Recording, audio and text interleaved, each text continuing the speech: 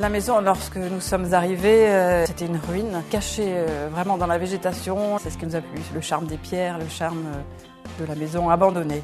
On a réaménagé des parties qui étaient à l'usage agricole. Donc c'était des greniers essentiellement, des hangars, donc des zones qui étaient sous comble. La grande difficulté a été d'intégrer des espaces habitables dans des parties qui étaient à faible hauteur. Quand nous avons acheté la maison, nous étions en âge de devenir grands-parents. On a eu la chance d'avoir un petit espace sous comble super charmant et on a tout de suite pensé que ça serait le dortoir pour les petits-enfants.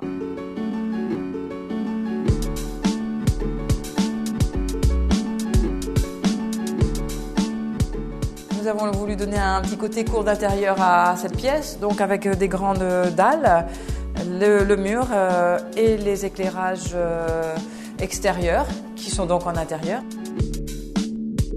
Dans cette pièce, nous avons une double vue, une vue vers la campagne par la baie et une vue vers le ciel par les fenêtres de toit. Cet escalier est un escalier en frêne. Concernant l'isolation dans cette maison, la volonté du client était de travailler avec des matériaux naturels. Donc en toiture, on a utilisé de la laine de bois qui permet d'apporter un confort thermique relativement intéressant. Et en mur, il a fallu travailler avec un système qui permettait de conserver des murs respirants. Donc on s'est orienté sur un mélange de chaud-chambre. Le rendu est très chaleureux et on est vraiment dans l'esprit d'un fini naturel qui est en harmonie avec la maison existante.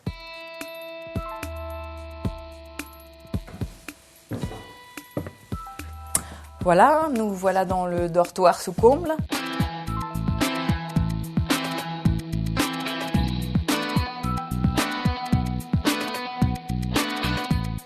Ce sont des parties structurelles en chêne qui n'ont pas besoin de traitement. Elles ont été simplement sablées pour les rénover et faire tomber la poussière qui s'était accumulée. On aurait pu choisir de la supprimer en rehaussant le toit, ce qui faisait perdre le cachet charentais de la maison. Donc on a choisi de ne pas toucher la hauteur de la toiture.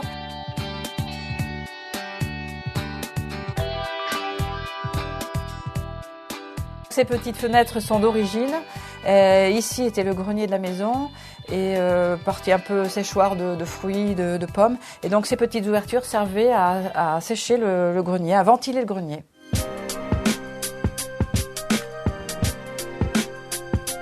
Mon mari et moi sommes un photographe amateur et nous avons donc choisi cet espace couloir pour faire notre galerie personnelle et exposer nos photos.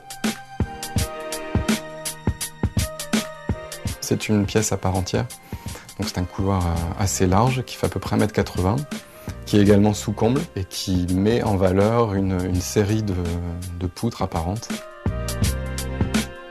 Nous avons ajouté des fenêtres de toit pour éclairer cet espace qui distribue les chambres. Maintenant, nous allons voir la première chambre.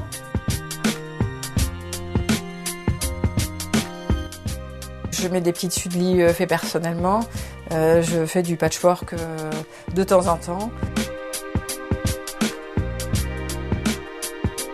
Nous avons restauré la maison dans son ensemble. Et nous avons réservé l'espace comble pour les enfants. Donc nous avons gagné 30 mètres carrés pour une enveloppe de 25 000 €. Le chantier a duré à peu près 2 ans. La première année a été consacrée aux grosses œuvres et aux transformations importantes de la maison. Et la deuxième année a été consacrée aux transformations plus légères à l'intérieur. Cette maison va faire un long chemin avec nous, je pense. Moi, j'espère qu'on va rester longtemps ensemble.